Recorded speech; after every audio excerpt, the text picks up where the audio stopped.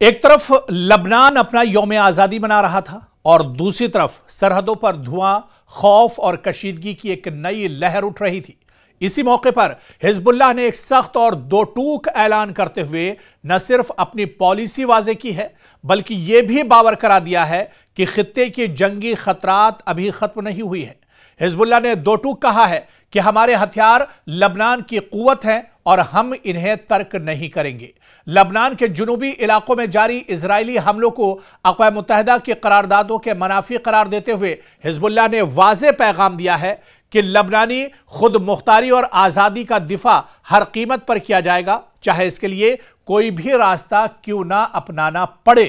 और यह बयान ऐसे वक्त में सामने आया है जब लबनान की हुकूमत, फौज, अक़वाम मुत्तहिदा के अमन दस्ते और बैनुल अक़वामी ताकतें एक पेचीदा और नाजुक सूरत हाल में उलझी हुई हैं, खासतौर पर इस वक्त जब यूनिफिल की तैनाती की मुद्दत 2027 में खत्म होने के करीब है और इजराइल अब तक वो कब्जा खत्म नहीं कर सका है, जिसे साल 2024 की जंगबंदी के तहत लाजमी करार दिया गया था। और इस वजह से अब एक बार फिर से लबनान ने दो टूक अंदाज में अमेरिका से कहा है, जो बड़ी ताकतें हैं, जो सुपर पावर है, खासतौर से मशरिक़ वुस्ता में इजराइल और अमेरिका को एक बड़ा चैलेंज यहां पर लबनान ने दिया है। दरअसल लबनान के अंदर यौम आज़ादी मनाया जा रहा था। इस मौके पर एक शानदार परेड निकाली गई और इस मौके पर लबनान की क़यादत ने कहा है कि वो दुनिया की सो कॉल्ड कही जाने वाली जो सुपर पावर है उन्हें उसे कोई डर और खौफ नहीं है। और जिस तरह से अमेरिका ने और इजराइल ने यह कहा था कि लबनान को अपने हथियार छोड़ देने चाहिए और मेन स्ट्रीम में लौट कर आना चाहिए, ऐसे में दो टूक अंदाज में अब लबनान की तरफ से कहा गया है कि लबनान के हथियार दरअसल उसकी अपनी हिफाजत के लिए है। लबनान दहशतगर्दी के लिए हथियार नहीं उठाता है, बल्कि हिजबुल्लाह और लबनान अपनी हिफाजत के लिए यह हथियार उठा रहे हैं। और ऐसे में दो टूक और करारा जवाब अमेरिका और इजराइल को दिया गया है। आप देखिए कि लबनानी सदर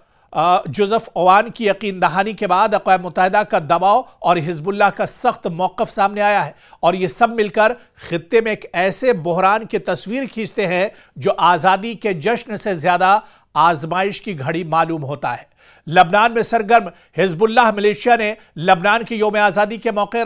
पर अपने इस अज़्म का इआदा करते हुए ऐलान किया है कि इजराइल का मुकाबला करने के लिए हर मुमकिना ज़राए इस्तेमाल किए जाते रहेंगे। आपको बता दें कि जुमे के रोज जारी करदा इस बयान में यह भी कहा गया है कि हिजबुल्लाह के हथियार और कुव्वत लबनान की कुव्वत है, लबनान की ताकत है और हम इससे दस्तबरदार नहीं हो सकते हैं। आपको बता दें कि बार बार यह बात कही गई है अमेरिका की तरफ से भी, इजराइल की तरफ से और ख़ास तौर से जो बड़ी दुनिया की ताकतें हैं उनकी तरफ से। और सबसे ज़्यादा जो परेशानी हिजबुल्लाह से अगर किसी को होती है तो वो इजराइल है। बिन्यामिन नेतन्याहू की सरकार बार बार दबाव डालती है, चाहे अक़वाम मुत्तहिदा की बात करें या दुनिया के अलग जो फोरम है वहाँ पर इस आवाज़ को उठाती है इजरायली हुकूमत की एक तरह से जो लबनान की सरकार है, जो हिजबुल्लाह है, जो तंजीम है, इस पर एक तरह से बैन होना चाहिए और इनके हथियार जब्त होने चाहिए। लेकिन दूसरी तरफ बबांगे दोहल एक तरह से खुलकर हिजबुल्लाह ने कहा है कि हथियार और कुव्वत ये लबनान की कुव्वत है और हम इससे दस्तबरदार नहीं होंगे, यानी हम हथियार छोड़ने को तैयार नहीं है।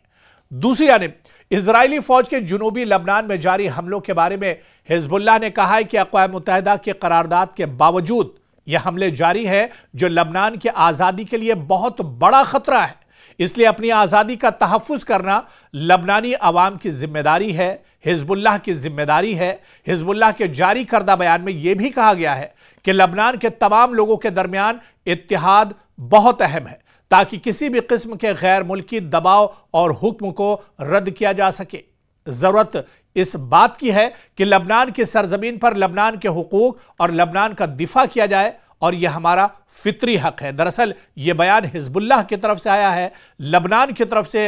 यह हुक्म आया है कि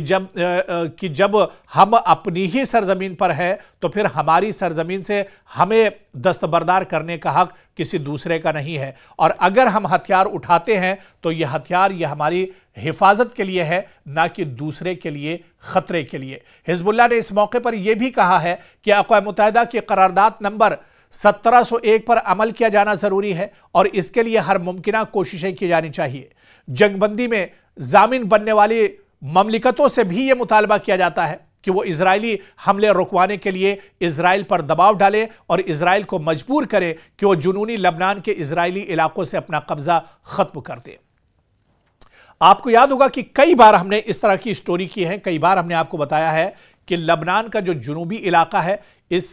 जुनूबी इलाके पर बहुत बड़ा एक हिस्सा है जुनूबी इलाका लबनान का, जहां पर इजराइल अपना नापाक कब्जा किए हुआ है और लगातार जुनूबी इलाके पर लबनान पर इजराइल हमले करता रहता है। यहां से जो बेगुनाह लोग हैं उन्हें खदेड़ने की कोशिश हो रही है, उन्हें यहां से भगाने की कोशिश हो रही है और इजराइल का दरअसल इसके पीछे नापाक मंसूबा है ग्रेटर इजराइल, यानी लबनान के हिस्से पर कब्जा करना और लबनान के जुनूबी जो इलाका है इसके एक बड़े हिस्से पर इजराइल कब्जा कर चुका है और यहां पर लगातार हमले करता रहता है। लेकिन एक बार फिर से लबनान हुकूमत ने और हिजबुल्लाह ने यह वाजे कर दिया है कि वो मरते दम तक और आखिरी वक्त तक वो इस तरह का नाजायज कब्जा बर्दाश्त नहीं करेंगे।